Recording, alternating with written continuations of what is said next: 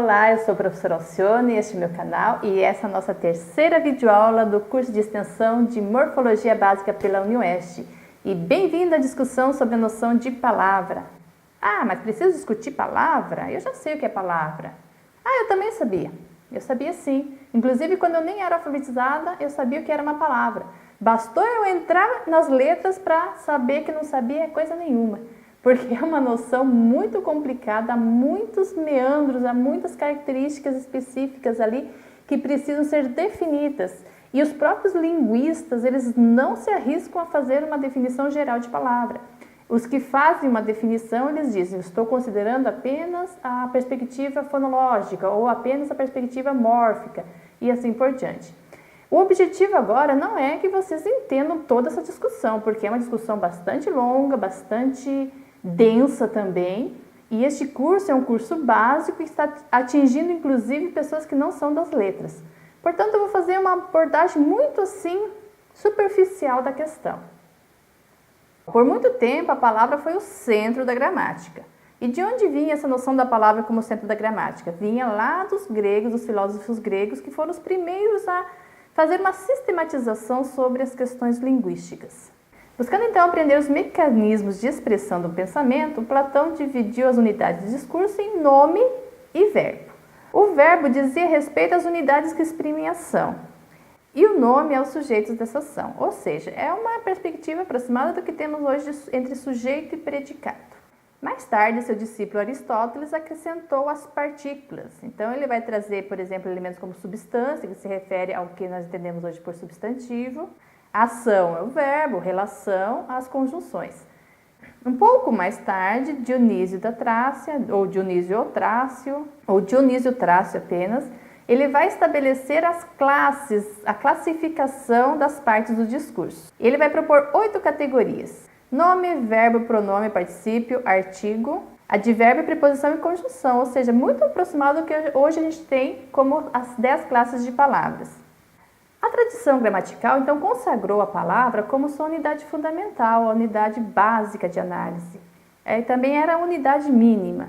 Tanto quando falava-se em morfologia, ou seja, vou estudar a palavra, quando se falava em sintaxe, ou seja, como é que essa palavra se relaciona com outras palavras para formar o enunciado. É por isso que a gramática tradicional tem sido classificada como a gramática baseada no vocábulo. Tudo ia muito bem no reino das palavras até que chegou a época do advento da linguística como ciência. E aí os primeiros estudos estruturalistas, eles vão observar que nós podemos fatiar a palavra, ou seja, foram os Jack Stripadores da linguística. E aí observaram que existem elementos menores do que a palavra que tem significado, que tem sentido.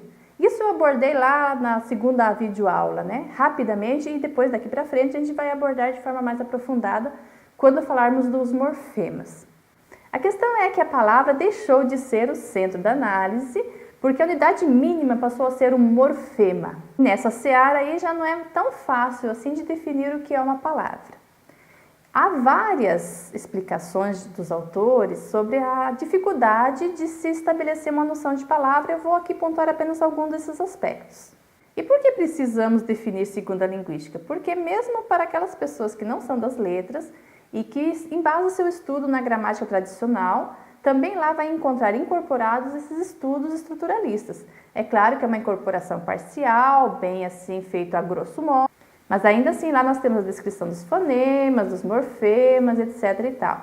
Então essa discussão ela é necessária para que a gente entenda minimamente como se constitui esse estudo dentro da linguística. Uma das questões é a dificuldade de estabelecer a noção de palavra pensando na questão fonológica, de como a palavra é falada. Porque a palavra escrita ela não coincide sempre com a palavra fonológica. Vamos pensar no termo agente. Qual é a diferença fonológica entre o agente que se escreve separado e o agente que se escreve junto? Nenhuma. Agente é agente. Tanto é que a gente faz confusão. Como é que se estabelece que de repente se escreve separado? São duas palavras? Fonologicamente não, é apenas uma, de repente. A partir. Qual é a diferença fonológica entre a segmentação em embaixo e em cima? Uma escreve separado, a outra junto. Mas fonologicamente é apenas uma palavra nos dois casos. Nós temos aí apenas um acento. Então, de repente, nós temos apenas uma sílaba tônica nesse conjunto. A mesma coisa de embaixo, em cima e assim sucessivamente. Também temos os casos dos pronomes do caso oblíquo, que são átonos, ou seja, eles não têm uma tonicidade, uma força fonológica. Deixe-me, por exemplo. Esse deixe-me constitui uma palavra fonológica apenas. Muito bem, mas vamos fazer de conta que a gente não conhece essa discussão toda da palavra fonológica e vamos pensar que a palavra ela diz respeito ao limite do início após aquele espaço em branco até o final, onde começa novamente o espaço em branco, na escrita. Ah, tudo bem, e aí? Deixe-me, que a gente usa com if na escrita, seria apenas uma palavra? Ah não, o if estabelece o final da palavra. Muito bem, então guarda-chuva são duas palavras? Vocês veem que não é fácil, a briga aí é feia. E ainda se a gente for para outras expressões que a gente não está assim em vias de lexicalização na língua, que a gente não considerou ainda como um elemento composto, mas que ele tem um sentido único, por exemplo, cartão de crédito, cesta básica, conta corrente, leite em pó. Em que medida leite em pó se diferencia, por exemplo, de pé de moleque? Então, há muitas questões aí difíceis de se estabelecer, porque há muitas variações aí na língua que não são consideradas dentro de um ou de outro conceito.